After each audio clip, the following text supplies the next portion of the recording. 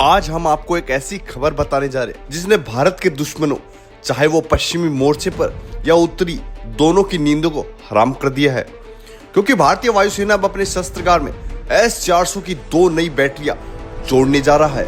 और सिर्फ यही नहीं, DRDO ने भी एक ऐसा बड़ा धमाका करने की तैयारी कर ली है जो आने वाले समय में भारत की हवाई ताकत को अगले स्तर तक पहुंचा देगा। आज के इस वीडियो में हम आपको बताएंगे कि ऑपरेशन सिंदूर से लेकर अस्त्र मिसाइल के एक्सटेंडेड रेंज वर्जन प्रोजेक्ट कुसा और R-37 जैसी घातक मिसाइलों तक का सबका विश्लेषण करेंगे और देखेंगे कि हथियार कैसे भारत को आसमान का अजय योद्धा बनाने वाले हैं।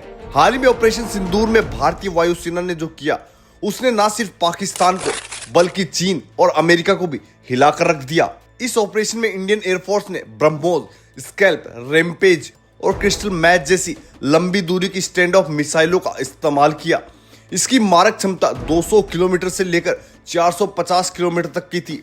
इसका मतलब भारतीय लड़ाकू विमानों को दुश्मन के इलाकों में घुसने की जरूरत ही नहीं पड़ती।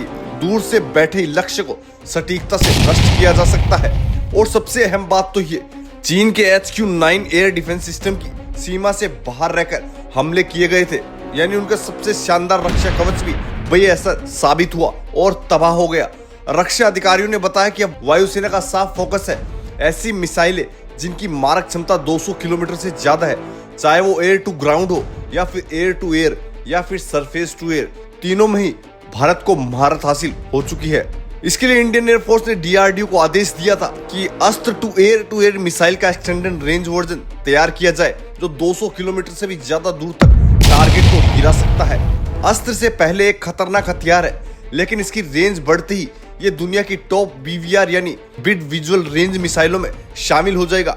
इंडियन एयरफोर्स सिर्फ स्वदेशी हथियारों पर ही नहीं बल्कि R-37 मिसाइलों पर भी नजर गड़ाए हुए है। इस मिसाइलों की रेंज 200 किलोमीटर से ज्यादा है और ये एवॉक्स, सर्विलेंस, एयरक्राफ्ट और हाई वैल्यू एयरबर्न टारगेट्स को गिराने में माहिर है। पश्चिमी मोर्चे पर पाकिस्तान और उत्तरी मोर्चे पर चीन, दोनों के लिए एक सीधा खतरा होगा। अब आते हैं सबसे बड़े गेम चेंजर पर, यानी S-400 पर। भारत के पास पहले से S-400 की कई यूनिट्स है और इसके आने के बाद पाकिस्तान की एयरफोर्स को अपनी उड़ानें सीमित करनी पड़ी है, क्योंकि पाकिस्तान को पता है कि उन्होंने छोटी सी भी हरकत करी तो भारत इसका मुंह तोड़ जवाब देगा। खबर यह है कि वायुसेना कम से कम 2 बैटरियां और खरीदने की योजनाएं बना रही है, बशर्ते रूसी निर्माता उतनी जल्दी सप्लाई कर सके। S-400 की खासियत यह है, ये एक साथ कई टारगेट को ट्रैक कर सकता है।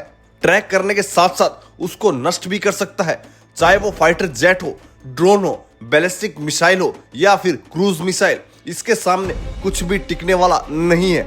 ऑपरेशन सिंदूर के दौरान चीन, पाकिस्तान और तुर्की के हथियारों को S-400 ने मिट्टी में मिला दिया था।